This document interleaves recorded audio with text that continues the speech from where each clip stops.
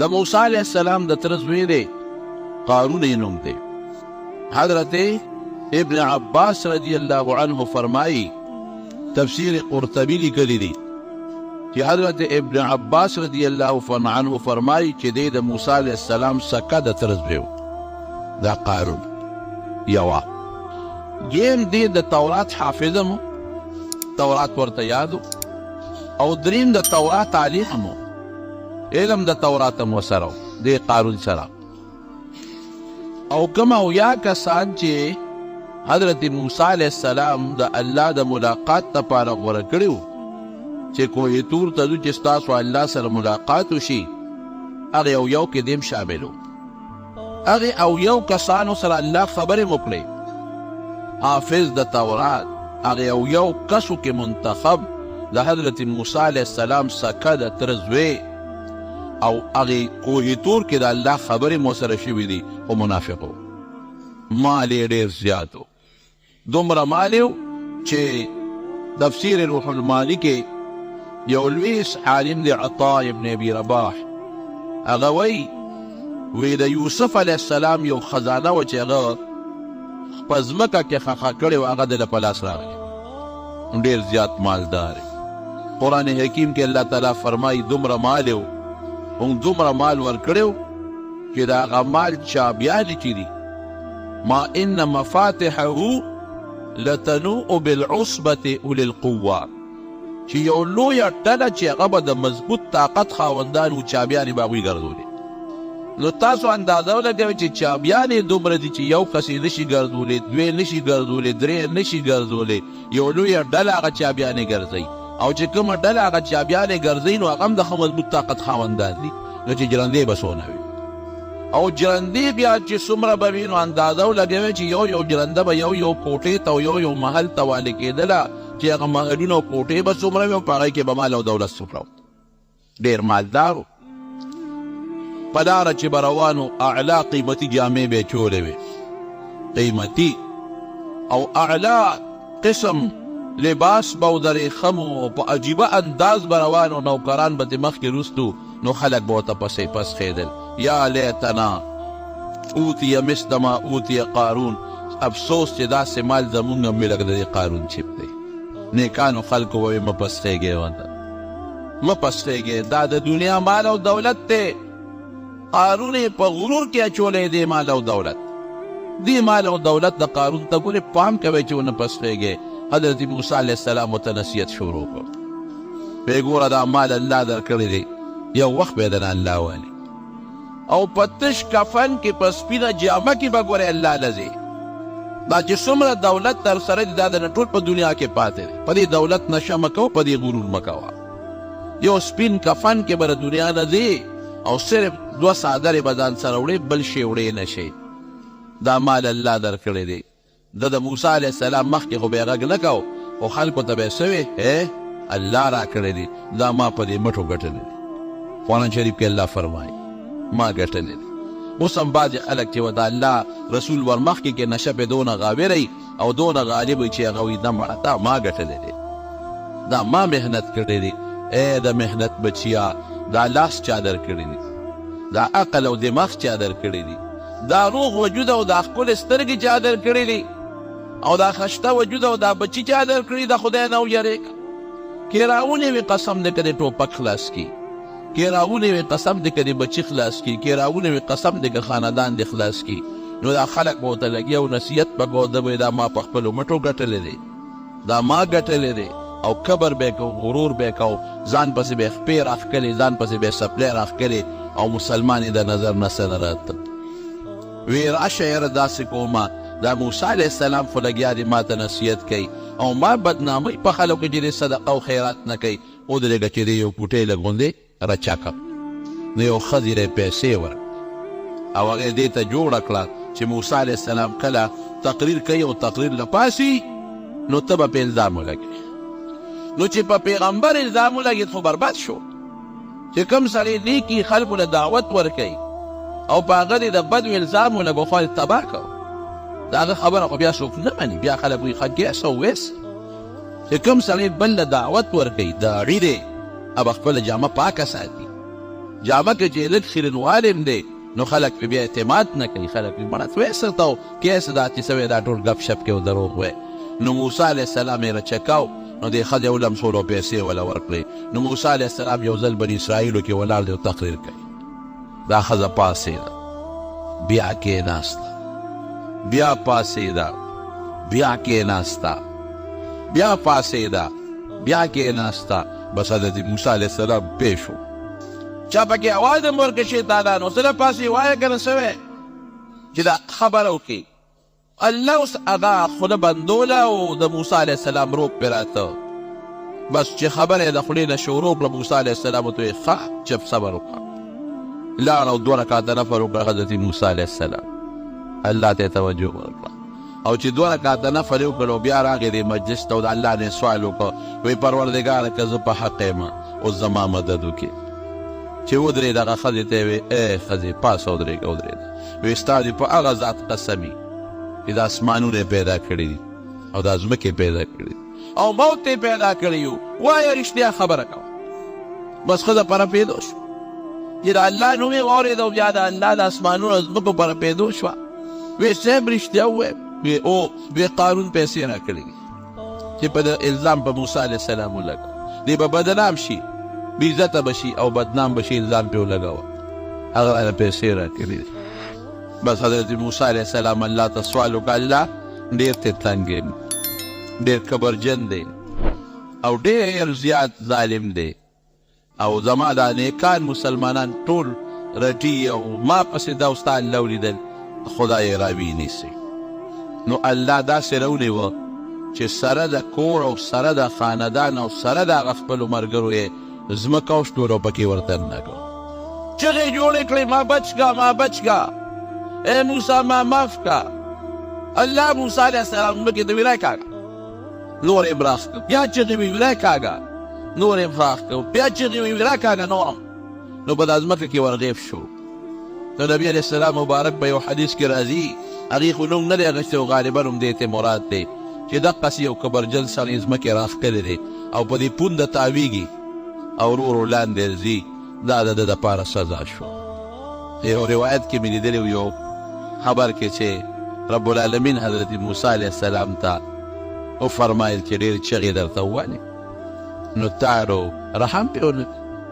وی الله په ما الزام نه بولم که دا تا زما مدد نه وي کړی خو د ما جامه خو پلیده شوې وه بیا به مې څه کول.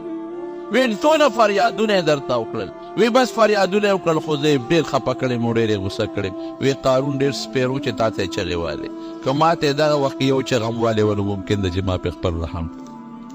دا د دې ظالم او نور منافقان ورسره ملګري وو، خاندان ورسره ملګري وو. دا د بني اسرائیلو ملګري ځمکې راښکه څه شو، دولت یې څه شو، قوم یې څه شو. قرآن شریف کې الله فرمایي نه قوم بچ کړه، نه دولت بچ کړه، نه مال بچ کړه. مال او دولت او قوم هر څه سر وخوړه ولاړل برباد شو. دا یو سرکشي. بیا سرکشي شو، په پیغمبرانو به یې نخرې کول، په پیغمبرانو به یې الزامونه لګول. 2 وخته الله ووایه.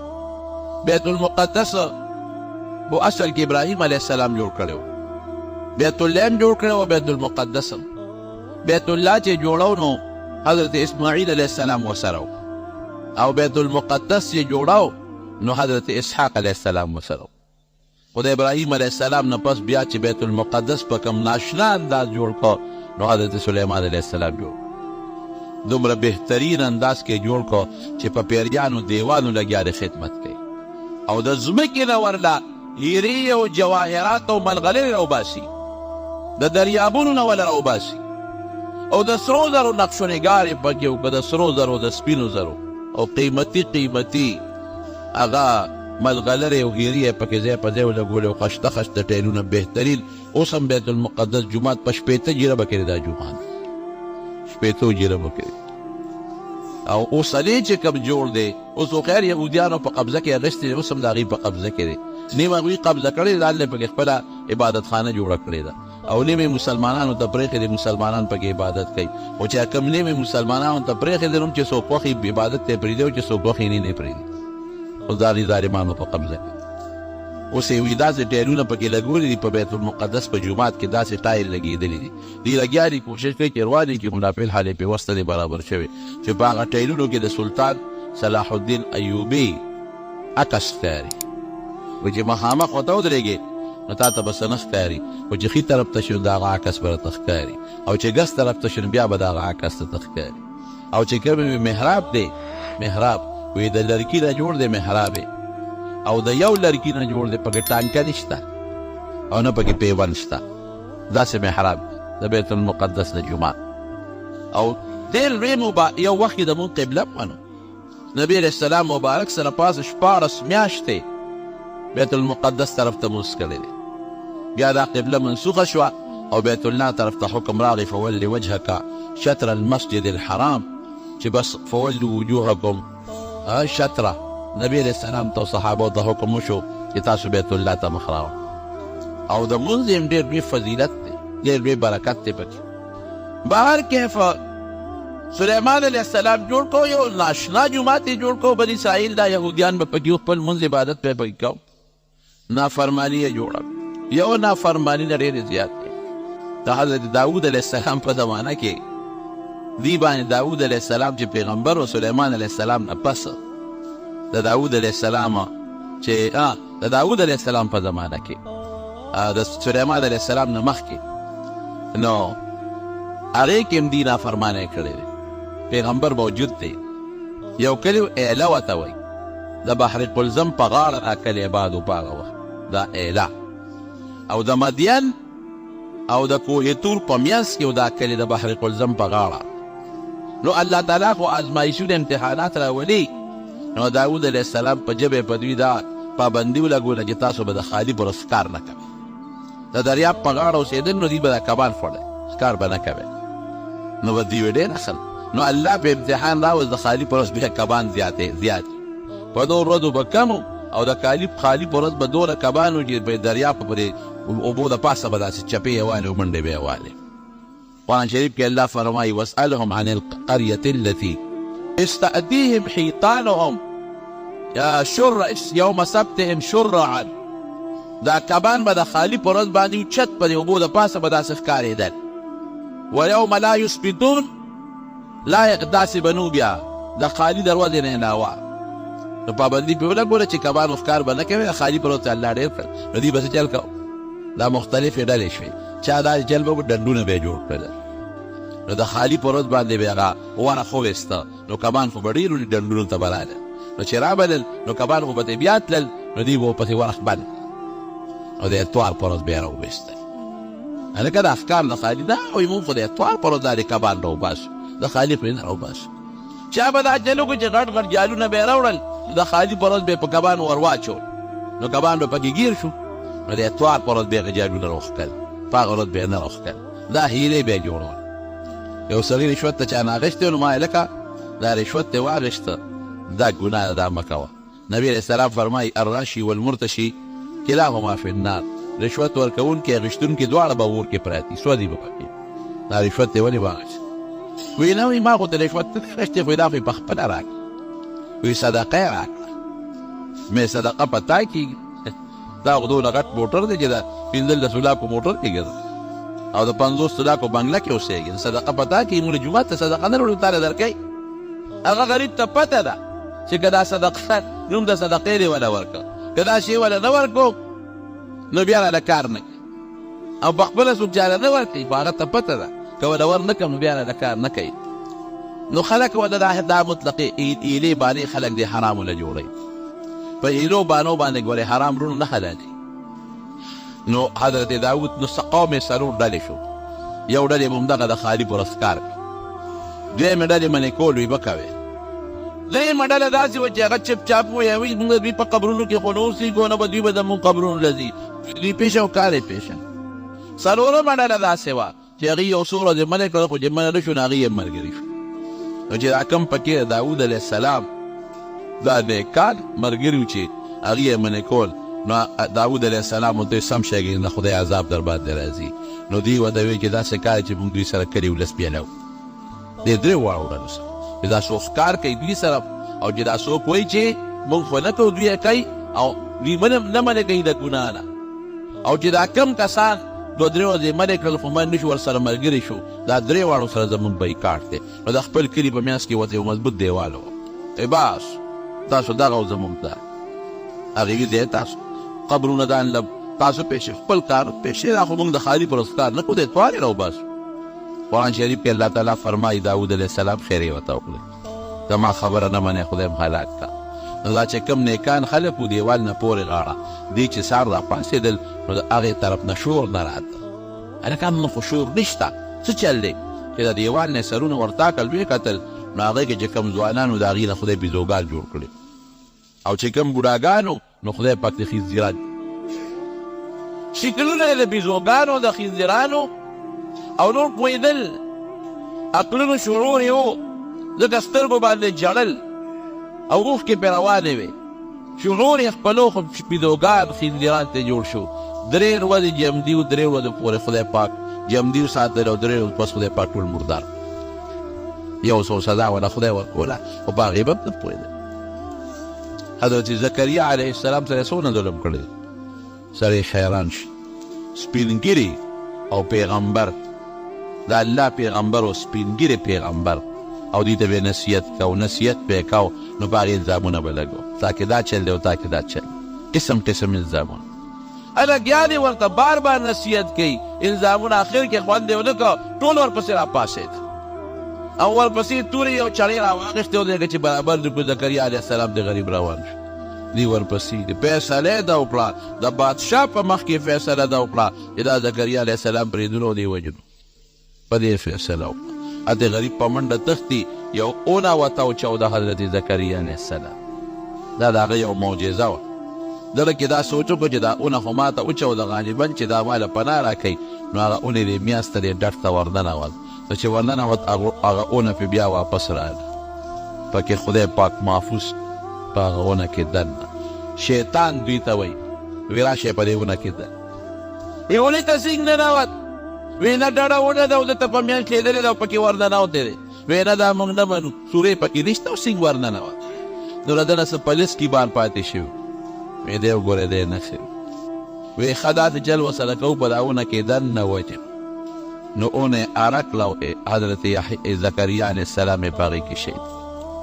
دومره ظالمان خلک، دومره ظلمونه. اوس څومره دا ظالمان په دې مسلمانانو ظلمونه کوي او د امریکې په ډاډ یې کوي. ګورئ د دې څه خپل طاقت خو هم نشته دی، دا ټول د امریکې په ډاډ کوي. وسله او ایټم بمونه او میزایلې دا ټول ول امریکا ورکوي.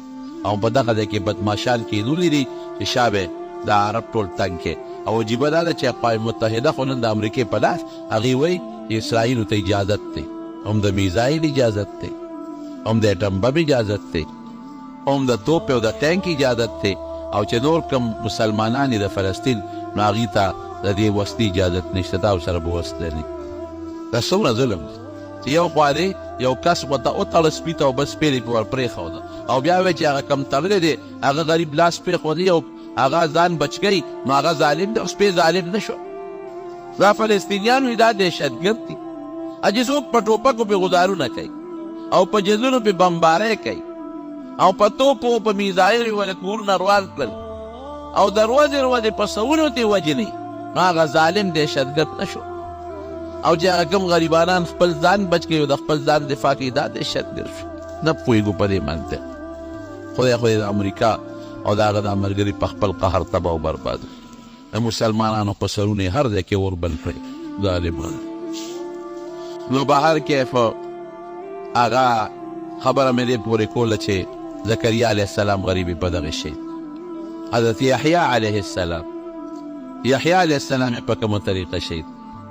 یو بادشاه هیرودیس د هغه رویره وه، هغه رویره یې ښکلې وه، د دې بادشاه خپله رویرې سره به ګناه کوله او اخره کې پې نکاح وتړ. حضرت عیسی علیه السلام په دغه زمانه کې هغه ورته وی، حضرت یحیی علیه السلام وی دا خو ګناه ده، ګناه به نه کوې.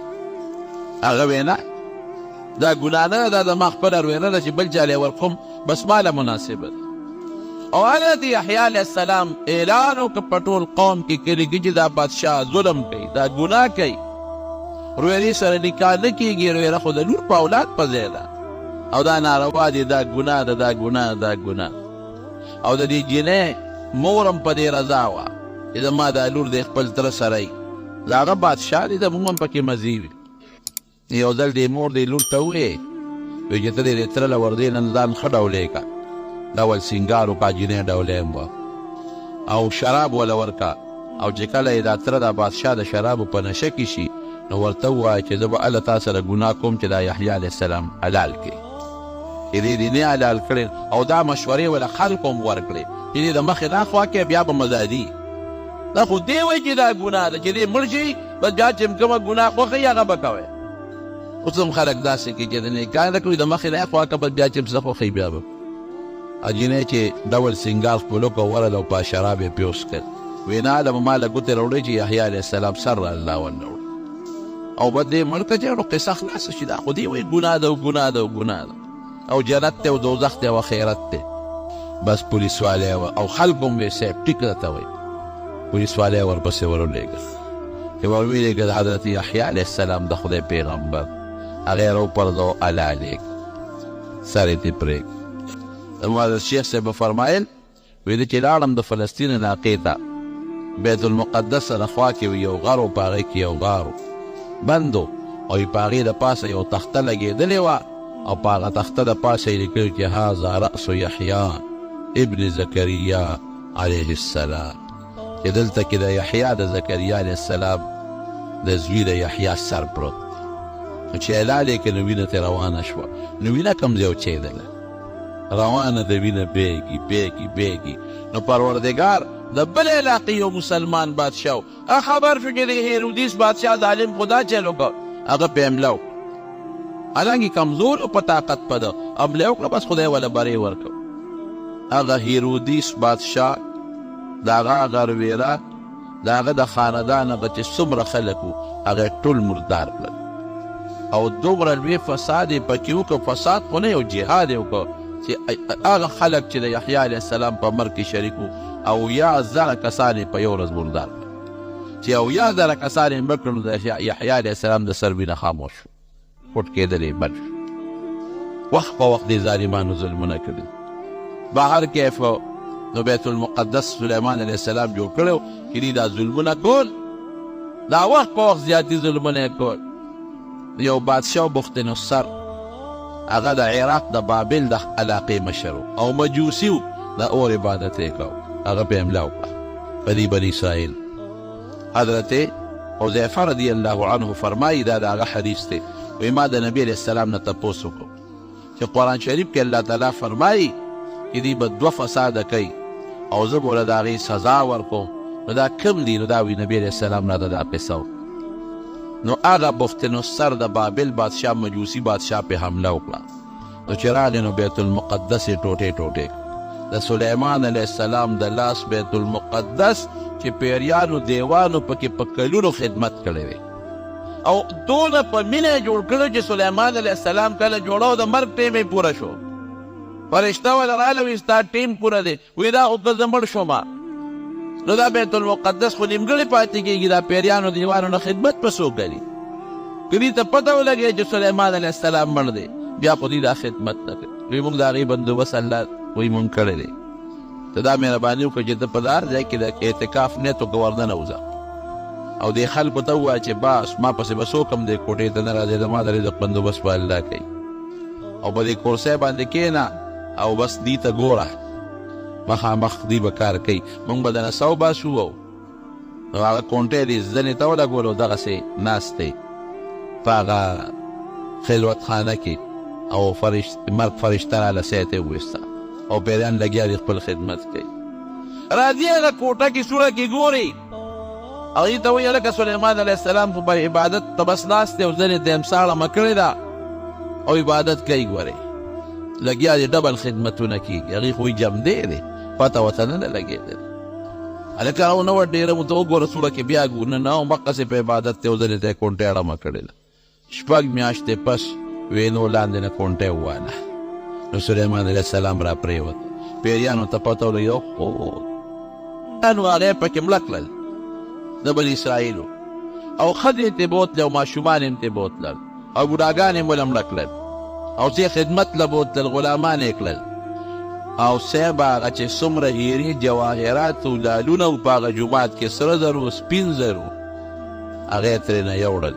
نو معرف القرآن کې مفتی شفیع صاحب رحمت الله علیه لیکلي دي حیران به شي هغه زمانه کې خو دا ټرکونه او سوزکي او موټرې نه وې د دې خرو د اوښانو پرېړو کې به سامان وړو د اوښانو د اسونو پرېړو کې به وړو نو هغه قیمتي سامان د بیت المقدس سپین جواهرات دی په 1,00,000 ریړو کې یوړو دومره سامان دی دغون یوړو عراق بابل ته او د ځان سره بوتل نو ښځې ویندې کړې او ماشومانو باندې به خدمت کو او چې کوم بوډاګانو هغې ته مړه کړل 100 کاله هغې بادشاه دا په خدمت کې ځان سره وساتل مفت نصر 200 کاله بادشاهي یې کړې ده 200 کاله نو بیا به د دوی دې ښځو جړل چې خاوندان مړه شو او موږ وینځې شو او ماشومان هم دا د غلامان دي او خدای دا به څه کړي جړل نو الله جړا قبوله کړه نو 100 کاله پس 100 کاله کې خو پیړۍ بدلېږي بیا د فارس یو بادشاه هغه حمله وکړه په بخت نصر باندې نو بخت نصر یې مړ کړ د هغه سلطنت یې دړې ونې کړ نو دا بني اسرائیل یې ذات کړل وی ځه واپس خپل بیت المقدس ته او چې څومره مالونه د نه دروړي د بیت المقدس نه هغه واپس په خرګاړو کې او د اوښانو په ګاړو کې بار کې ځان سره یوسئ نو دوی لاړل چې لاړل نو د دوی چته صبرېده د خپلو غلطونه بیا به یې هغه غلطۍ کولې او هغه ګناهونه به یې کول نو دغه زمانه کې حضرت عیسی علیه السلام هم راغلی عیسی علیه السلام له خو الله عجیبه طاقت ورکړ لا ماشوم او پټېنې چې خبرې کړې وې قرآن شریف کې الله تعالی فرمایي د مور نه الله پیدا که بغیر د پلار نه نو لا ماشوم دی چې خبرې کوي او قرآن شریف کې رب العالمین فرمایي چې په برګي به لاس کې خود برګي مرض نه جوړېږي لا علاج مرض د علاج شته خو داسې په اسانه نه جوړېږي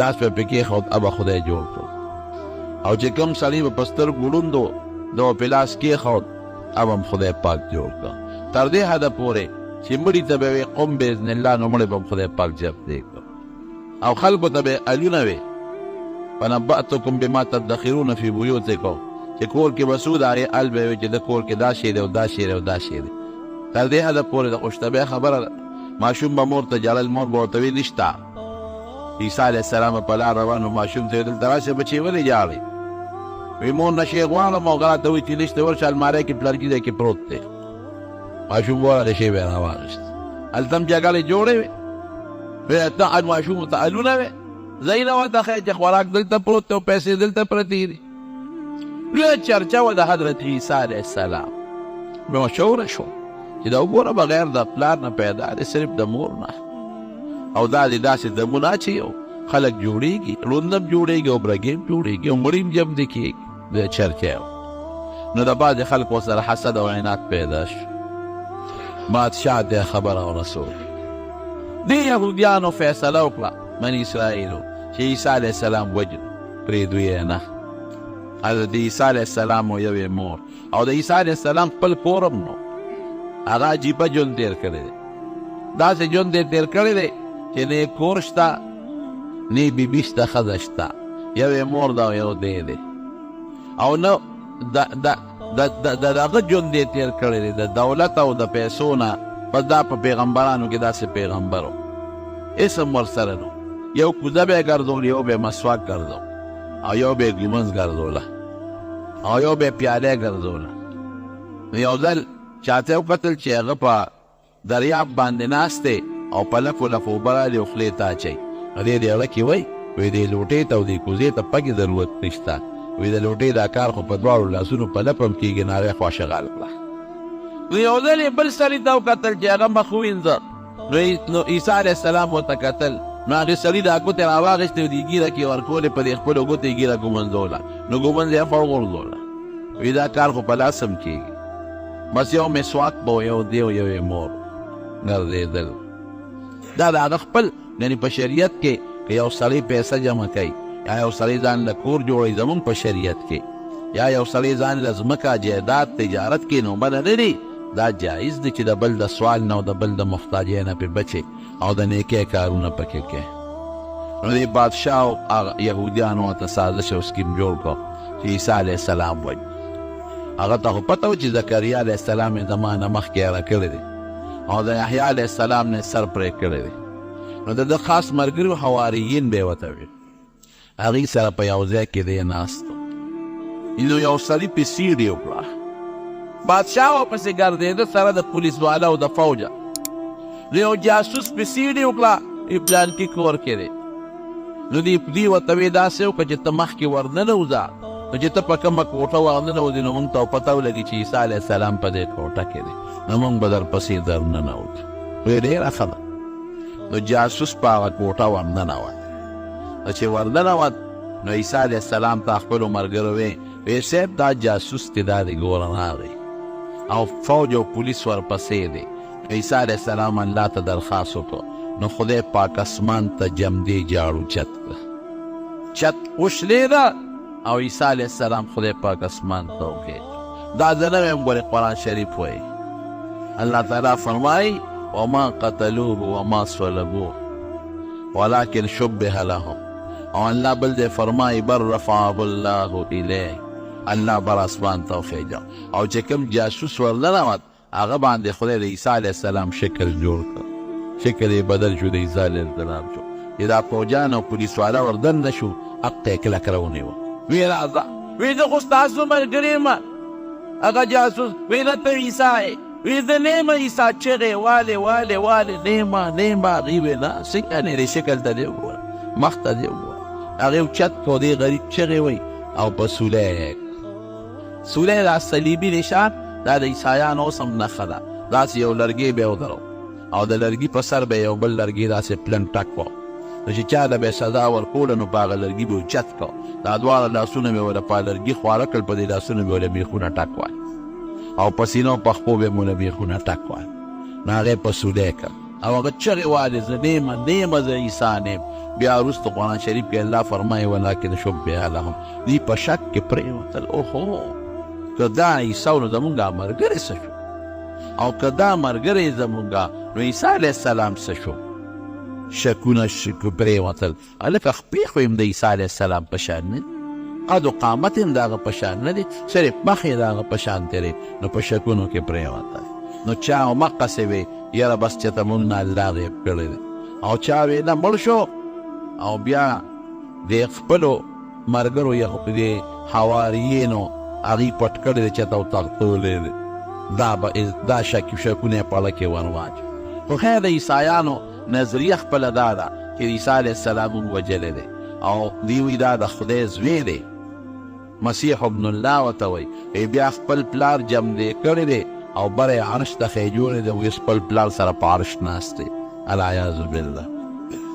او زمونږ عقیده دا ده چې نه دی جمدی جاړو خدای اوچت کړی دی اسمان. ملګرو نن خو باران هم دی، ملګري هم کم یې، او کوشش وکړئ د مونږ د جومات کې چې څه تعاون کولی شئ نو وکړئ. ښه مونږ پرون لنټر واچو او تقریبا 1.5 لک روپۍ مو د بل نه قرض کړي دي وله. څه خو خلکو هم څه مدد را سره بعضې دوستانو وکړه او ما خو هغه ته ویلي وو باید احمد ته مې ابتکار شروع کړه الله به خیر کړي. نو ډېره لویه خرچه ما دا خیال نه و چې ټول خرچه ورپې راځي، ډېره لویه خرچه پرې راځه. بلا پیسې پې ولګېدې، تقریبا څه کم 300 بورۍ پې سیمټ ولګېده او څه 10,000 کم دي که څه 3 لکه روپۍ په سیخ ولګېدې او نور هم پې بلا پیسې ولګېدې لږې هم پې کار پکې دی. نو مې اوس یې نیمګړو نه چې پرېښودې چا نه مې ولې 1.5 لک روپۍ قرض کړې، ډېرې مې قرض کړې وه، خو څه مې ورکړې او څه پاتې دي. نو تاسو چې څه وس کېږي لږ تعاون هم پکې وکړئ، خپلو دوستانو ته مو ووایئ یا زنانه ښي په دې خیر ښېګړه کې زنانه لږې تکړی نو لږ دغه وکړئ، مدد پکې وکړئ. دا د خدای کور دی او پکې به مونځ هم کېږي د مانځه نه علاوه پکې انشاءالله د قرآن شریف درس هم وي او ستاسو هغه ماشومانو د بچو د حفظ او د ناظرې نو مدد پکې وکړئ. الله وبخښي. نو نبي علیه السلام فرمایي چې عیسی علیه السلام په اسمان کې دی، جمدی دی. ښه دا زمونږ عقیده ده او د قیامت نه مخکې به راکوزېږي او حدیث پاک کې راځي وی د دوه فرشتو په اوږو به یې لاس اچولي، یو لاس به په یوه فرشته اچولي او بل لاس به په بله فرشته اچولي او په دمشق یو مناره ده، په هغه مناره باندې به راکوز شي او چې څنګه راکوز شي نو زمونږ د پیغمبر علیه السلام په شریعت په لګی دی به خپل عمل کوي. ګوره د نبي علیه السلام په شریعت او واده به هم کوي د نبي علیه السلام په امت کې او عمل به په قرآن باندې کوي. او نبی علیه السلام فرمایي چې دی راکوزیږي بادشاه به ګوره ستاسو خپلې حضرت مهدي علیه السلام دا به یو نیک سړی وي، دی به بادشاهي د هغه په بادشاه کې به راکوزیږي او دجال سره به مقابله کوي، دجال به وجني او بیا به بادشاهي کوي د عدل او د انصاف او فیصله به زمونږ په شریعت کوي. نو چې بیا وفات شي نو د نبي علیه السلام که به کوټه مبارکه کې چې حضور پاک مبارک دفن دی او حضرت ابوبکر او حضرت عمر رضی الله عنهما ورسره دفن دي، هغې کې د یو قبر دی خالي دی، هغې کې به دفن کېږي. نو دا د یهودیانو بل سازش او ظلم او چې دا ظلمونه یې کول نو بیا پې خدای پاک د روم یو بادشاه و هرقل پې خدای مسلط نو هغه راغی حملې پې وکړه په دې یهودیانو بني اسرائیلو. نو دی اریس ماریس کړل، په سوونو زرګونه یې پکې مړه کړل او بیا خپل غلامان کړل او ښځې ولویزې کړلې.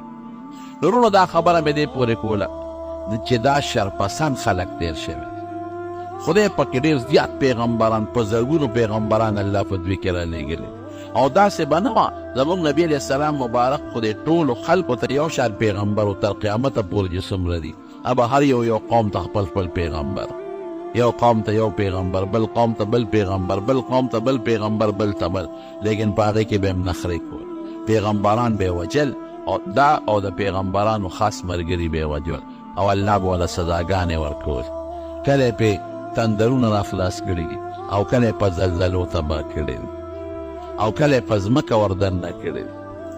دا د عبرت واقعي حضور پاک مبارک او په قرآن شریف کې رب العالمین ذکر کړي زموږ ستاسو د عبرت لپاره او بار بار بني اسرائیلو ته هم وایي چې تاسو مشرانو ظلمونه کړي دي، باس اوس توبه وباسئ مسلمانان شئ. او موږ ته هم وایي چې د هغوی د نخرو په شان نخرې مه کوئ، د هغوی د کبرونو په شان کبر مه کوئ او د هغوی د ګناهونو په شان ګناهونه مه کوئ. او پیغمبران خو شته خو د پیغمبرانو خلیفګان او نایبان شته چې هغه عالمان دي. پیغمبر چې کوم کار کوه هغه نن سبا پیغمبر دین رسه امت ته او خلکو ته یې مزدونه خور او خلکو ته یې د نیکۍ دعوتونه ورکول او د خلکو یې د ګناه نه نفرت پیدا کو او د دین خبرې ورته بیانولې. دا نن سبا عالمان کوي. نو د عالمانو پسې ټوقې ټقالې ملنډې سپکې دا به نه وی تا ته خپل دین ښایي او که دې وکړل څنګه چې الله بني اسرائیلو له په مختلف وختونو کې سزاګانې ورکړي دي دقسې سزا به تاسو له درکړي. نو خدای دې موږ د هغوی د هغه نقش قلم د هغه سپېرو د هغوی د هغه سپېرو توبونو نه په امن و امان کې وساتي او الله دې د دنیا او د آخر خیر او برکت نصیب کړي او خدای دې د دنیا او د آخر د شرونو نه په حفاظت کې وساتي. دا د اخلاص نه دعا وکړئ د باران دپاره. باران خو ډېر ښه دی، ډېر ښکلی باران دی د رحم، ځکه دې ورځو کې دغه ته هم ضرورت دی، غنمو ته هم ضرورت دی، فصلونو ته هم ضرورت دی، سوکړه ده او خصوصا د غرونو علاقو کې چې کوم دشتې دي نو هغوی ته د باران ضرورت دی. خو دا دعا کوي چې خدای پاک د رحم باران کړي او خدای پاک هم د قهر او د غضب د باران نه وساتي. او زمونږ د جومات ته هم دعا کوي چې دا کم کان پکې پاتې دی دا د اخلاص دعا کوي چې خدای پاک یې په خیر تکمیل ته ورسوي او الله د مونږګزارو د عبادت لپاره د دې محلې د کندي د خلکو د ماشومانو د عبادت لپاره او د بهر راتلونکو میلمنو د عبادت لپاره یو لوی مرکز ثابت کړي او خدای پاک د قرآن شریف او د دین د مدرسې او د قرآن یو لویه مدرسه وګرځولی کړي او چې چا پکې د مال او د بدن اخلاص کړی دی، مدد یې کړی دی، خدای هغوی له د هغې اجرونه په دواړه جهانه ورکړي. چا چې هر قسمه تعاون دی جومات کې موږ سره وکړو نو خدای ته ورله د هغې بدل په دواړه جهانه ورکړي او الله نور هم د مسلمانانو زړونه مایل کړي چې دا باقي کم کار پاتې دا پکې خدای پاک په خیر تکمیل ته ورسوي. بیمارانو ته دعا کوي چې الله مریضانو له شفا ورکړي. زموږ یو دوست دی بچی بیمار دی، هغه ته هم دعا کوي چې خدای پاک ورله روغ صحت ورکړي. او غیب شاه استاد پرون وفات شوی دی، خو دې بلکل خبر شو نه مې اعلان ولید او نه راته چا داسې ټایم کې خبر هم چې 2-3 منټه پاتې بیا جنازې له نشو رسېدی. دعا ورته وکړئ چې الله مغفرت نصیب. دا ساري دا ټبر بیمار دی، هغوی ته هم دعا کوي چې الله ورله شفا ورکړي. څومره مریضان دي خدای ټول له شفا ورکړي او چې څوک قرضداران دي قرضونه اخلاص کړي، چې څوک په پریشانو کې مبتلا الله پریشانۍ ونه په خیر او په خوشحالۍ بدله کړي. آخر وخت په خپل دا کلمه نصیب کړي لا اله الا الله محمد. پاسه جنازې ته ودرېږي څنګه ده نو که پیزار پاکي که صفا پاک پیزاري نو داسې هم پکې جنازه کېږي چې سپلی یا بوټ پاکي لاندې پکې پلیتي نه نجاست پکې نه ګندګي پکې نه نو داسې هم پکې جنازه کېږي. او که د سپلی د پاسه څوک پرېږدي نو هم څه بدیت یې نشته ودرېدی شي پې د پاسه. یو کس کور کې خپل جومات و د خپل کورنۍ خلکو پکې مونځ کو، اوس هغه کور میانځ کې هغه کوټه راغله، هغه کوټه دوی خپل استعمال کې راوستی شي ګناه دی بل ځای کې جومات جوړ کړی هم دی او سپیکر امام وغیره هم پکې دی چې دا خپل کور کې کم جومات جوړ کړی دی. جومات دوه قسمه یو دی چې هسې پکې مونځ کوي د ضرورت دپاره، دا جومات نه لکه خپل کور کې یا خپل بیټک کې جمع کوي یا د مونځ پکې کوي دې د جومات نه ویلې کېږي، دا عارضي د مانځه ځای وي نو دا روادول شي په دې کې بل کار هم کولی شي. یو دی چې وقف کړي وي جومات ته چې دا موږ جومات ته وقف کا او دې کې به صرف مونځ کېږي او نورو پکې څه نه کېږي نو هغه د جومات نه بغیر بیا په بل استعمال نشي راوستلی.